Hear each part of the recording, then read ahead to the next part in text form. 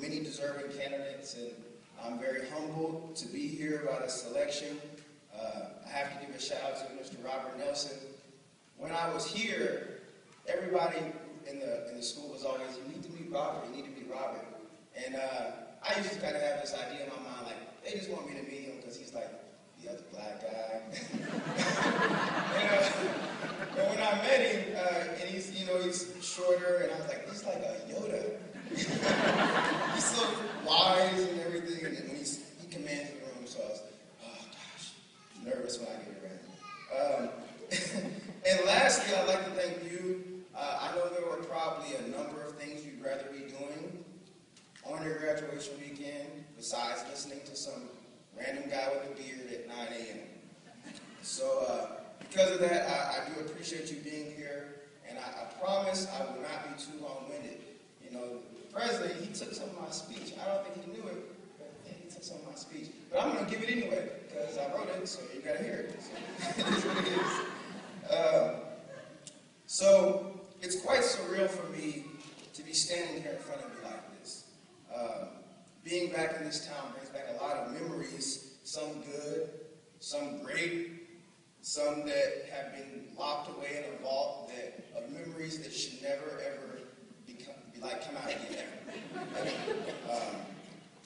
And I remember when I left Fort Scott, I honestly thought that I'd probably never step foot here again. I just thought that it was a point in my life that I had transitioned on from, and I was going to move on to bigger and better things and greener pastures, and I just figured that I wouldn't have any time to make the trip back down 69 South Highway.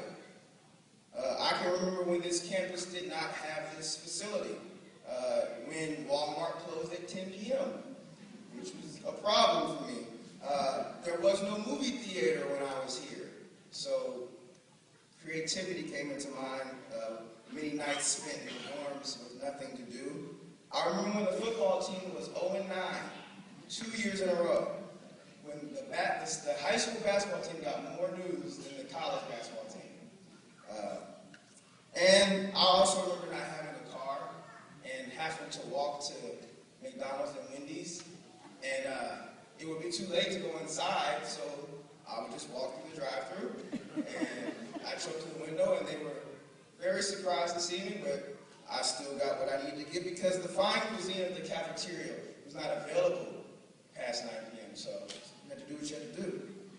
So you can understand why I was somewhat excited to move on. However, I guess the stars have it destined for me and this city to be together, because no matter how hard I've tried or how separated I think I've become, this school has always found a way to come back and get me. It's Robert's fault. But honestly, it feels like only yesterday that I was a naive 150-pound freshman, still had braces in my mouth, no hair on my face, and I had a heart filled with dreams of becoming the greatest redshirt basketball player in the history of junior college basketball history. I'm serious. And if you don't believe me about those basketball dreams, you can ask my mom and my wife. Still to this day, I use the same email address that when I enrolled, Trio helped me create an email address, and my account was RSOTC at yahoo.com. And that stands for Red Shirt of the Century. So I believe it, man. I really believe it. And I still use it. So even though my days of basketball glory are long behind me, I'm still a big dreamer. I really am. And I have to credit this place with being the foundation to where I started chasing my dreams. So this is what I come to you with today. A dream to inspire you to dream. A dream to inspire you and motivate you to be amazing. And as lofty and naive as that may sound, I honestly feel that in this day and age, one of our shortcomings as a people is that we don't dream big enough. See, as youth, we believe we can do anything. There's nothing that can stop us. Our parents and our teachers and our coaches pump us up with this idea that if we work hard enough and dream big enough, there is nothing unattainable out there for us. And we believe them, don't we? When we're little, we believe everything they tell us. We believe every word they say, and we believe every dream we have until we hit middle school, and now they cut players from the basketball team. Or we go to the dance and we have to ask someone to dance, and there's a chance they might say no, so I just won't ask. And that's when we start playing it safe. We start making calculated decisions in every step of our lives to protect ourselves from potential disappointment and failure. We take the easier classes, we pick the major that will guarantee that we have the most secure chance at getting a job, and we date the girl who we know won't give us a hard time, even though, guys, there is no such woman out there. It doesn't exist. They all give us a hard time. It's never enough. No, just but this is true for most of us, right? For most of us, life becomes a robotic routine of safe choices and unfulfilled dreams. And as a result, we make others millionaires by watching them live in the real world and hoping that he really loves her on the latest season of The Bachelor. But I don't think this is how it was meant to be. Life was definitely made for more than a simple routine or a fascination with unrealistic reality television. And while I'm not trying to preach to you to be carefree or careless with your life decisions, I do feel like as a collective society, we need to tap back into our youthful optimism. We need to dream again. We need to believe. We need to dare to be amazing. Amazing. And each and every one of you graduated today has done something amazing, whether you believe it or not. Whether you think this is no major milestone, maybe this is just you were here to go somewhere else. Or maybe you feel like when you leave this city, you just won't look back. You need to recognize the weight behind what you are accomplishing. Because someone you know is not here right now. Someone you started this journey with didn't make it this far, and for whatever reason, you did. So value this moment. You are supposed to be here. This is exactly where you are intended to be. Or you would not be here.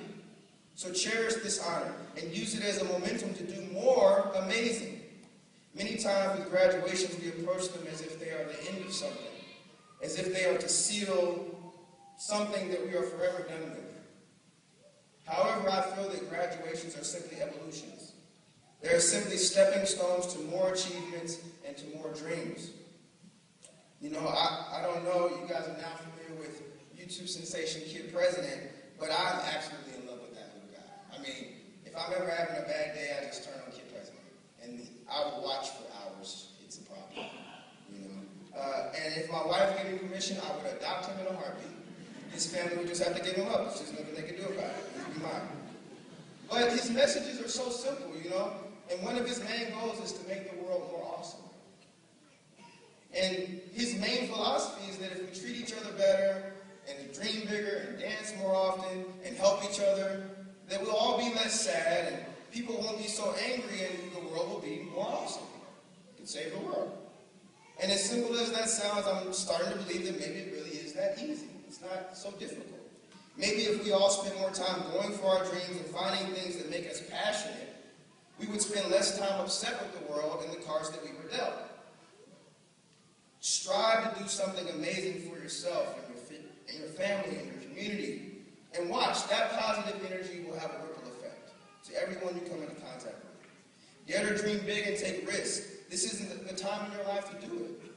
One of the best things that ever happened to me when I was here at Fort Scott was when I got cut from the basketball team. I was not the best basketball player. I came down here for another coach, and there was a coaching change, and when the coach came in, he got rid of me, and I was crushed. I was hurt. But, thanks to the support of my family and friends, I worked through it, and I used that time to branch out. I mean, I was here, I didn't have a car, I might as well just deal with it. And I started stepping outside of my comfort zone. I attended rodeo meets, I'm guessing it's still the same. When you go to a rodeo meet, you're in the rodeo meet. I have been to the KC Row where you're in the stands, but you're like, man.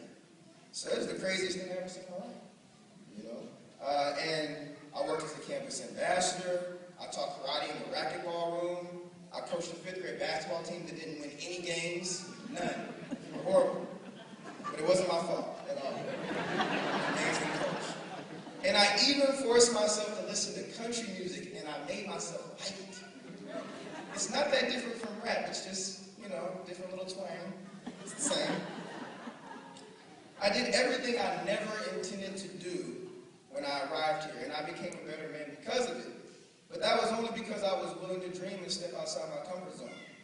I was, and I still am, enamored with the idea of doing something bigger than myself. And youth, and especially those of you who are in this college setting, this is a full-fledged ticket to find yourself and devote yourself to yourself. By doing so, you will become a better product and better serve humanity. We're living in a time when a lot of negative energy is spreading. Events like Newton and Boston can serve to dampen our spirits and our conviction. However, if we learn anything from those events, it's that life is precious and tomorrow is not guaranteed. Therefore, we have to ask ourselves, how do you want to be remembered? What will we do to make a positive contribution to the lives of those we come into touch with? How will you better serve this ever-shrinking global community? What do you want to be? Kids believe that when something goes wrong, superheroes will come around and save the day. They'll come through with their superpowers and fix all the problems.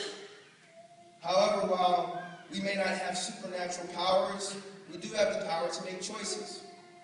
We can choose to be content with the cards that we are given, or we can choose to reshuffle the deck and play the game our way. We must choose to be amazing. We must allow ourselves to dream big, and we can't be afraid to ask life for a dance, fearing that it may turn us down. I want to end with a quote about the idea of choices, and I hope that it inspires you to strive for something bigger than what is conceivable to you at the moment. It is a quote from the great professor, some of you may know him, Professor Albus Percival Wilfrid Bryan Dumbledore. Some of you may know who he is. It's kind of a big deal. And he says, it is our choices, Harry, that show us what we truly are, far more than our abilities. And for those of you who are not Harry Potter fans, you are missing out on a world of wisdom. I want to thank you for your time. I want to thank you for your hospitality, and I want to officially congratulate the Fort Scott Community College Class of 2013. You are officially amazing. Thank you.